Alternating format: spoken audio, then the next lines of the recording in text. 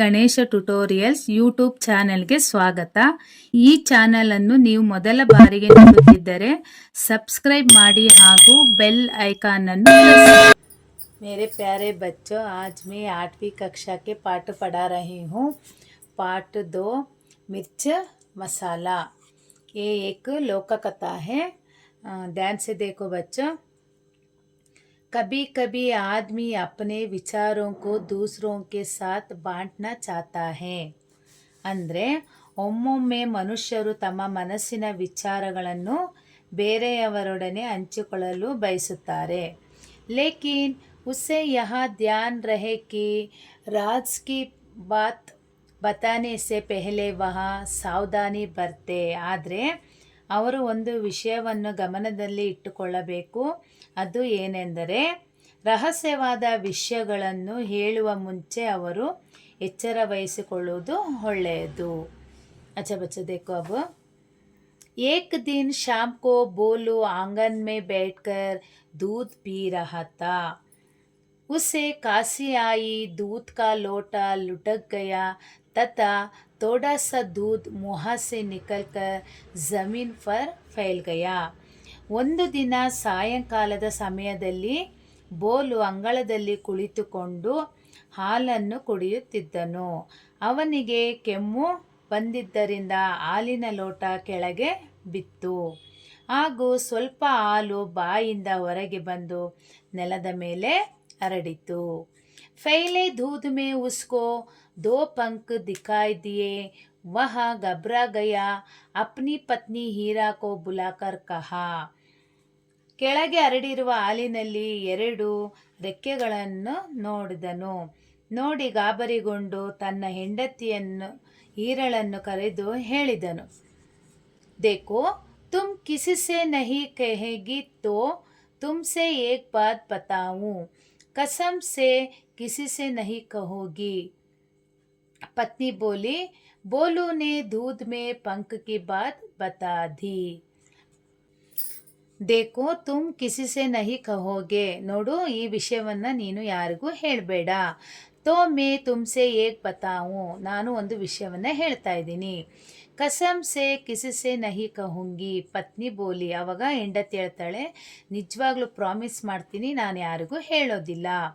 ಬೋಲುನೇ ದೂದ್ ಮೇ ಪಂಕ್ ಕಿ ಬಾತ್ ಬತಾದಿ. ಬೋಲು ಏನು ಮಾಡ್ದ, ಹಾಲಿನಲ್ಲಿ ಬಂದಂತಹ ರೆಕ್ಕೆಯ ಮಾತನ್ನು ಹೆಂಡತಿಗೆ ಹೇಳ್ದ.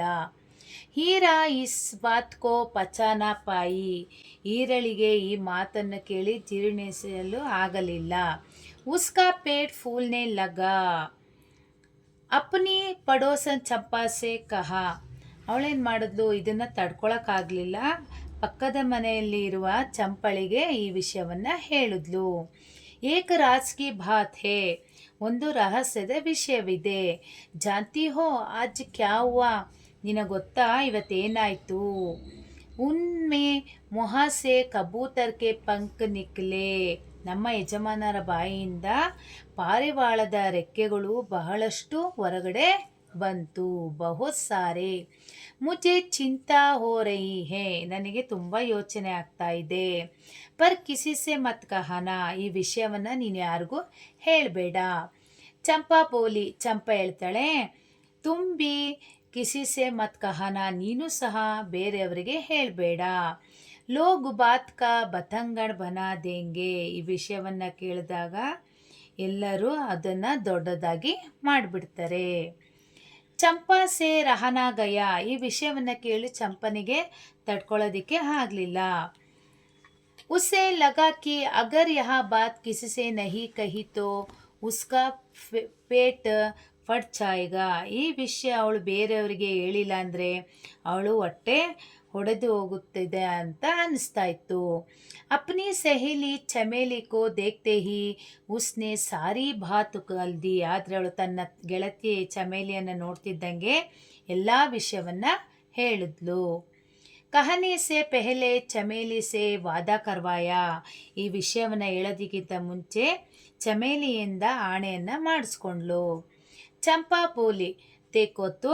ಚಂಪಾ ಹೇಳಿದ್ಲು, ನೋಡು, ಬೋಲೂಜಿ ಕೋ ಆಜ್ ಕಾಸಿ ಆಯಿ. ಬೋಲೂಜಿ ಅವರಿಗೆ ಇವತ್ತು ಕೆಮ್ಮು ಬಂತಂತೆ. ಉಸ್ಕೆ ಮುಹ ಸೆ ಏಕ್ ಪೂರಾ ಕಬೂತರ್ ನಿಕಾಲ. ಅವನ ಬಾಯಿಂದ ಇಡೀ ಒಂದು ಪಾರಿವಾಳ ಹೊರಗಡೆ ಬಂತಂತೆ. ಚಮೇಲಿಕೋ ವಿಶ್ವಾಸ ನಹಿ ಹುವಾ. ಆದರೆ ಈ ವಿಷಯ ಕೇಳು ಚಮೇಲಿಗೆ ವಿಶ್ವಾಸ ಬರಲಿಲ್ಲ. ಪೂರಾ ಕಬೂತರ್ ಇಡೀ ಪಾರಿವಾಳ ಬಂತ. ಕಬೂತರ್ ತೋ ಇತನಾ ಬಡ ಪಕ್ಷಿ ಹೇ. ಕಬೂತರ್ ಪಾರಿವಾಳ ಎಷ್ಟು ದೊಡ್ಡ ಪಕ್ಷಿ ಅಲ್ವಾ. ಆಯೆ ಕೇಸೆ ಹೋಗ, ಅದು ಹೇಗೆ ಬಂತು ಅಂತ ಅವಳು ಕ್ವಶನ್ ಮಾಡಿದ್ಲು. अच्छा बच्चों, अगले का पार्ट 2 वीडियो में डालती हूँ, ध्यान से देख लेना और पढ़ लेना. इसका नोट्स बायो लिंक में अपलोड करती हूँ, देखकर पढ़ लेना. ಲೈಕ್ ಮಾಡಿ, ಶೇರ್ ಮಾಡಿ, ಸಬ್ಸ್ಕ್ರೈಬ್ ಮಾಡಿ, ಡೌಟ್ಸ್ ಇದ್ದರೆ ಕಮೆಂಟ್ ಮಾಡಿ. Thank you.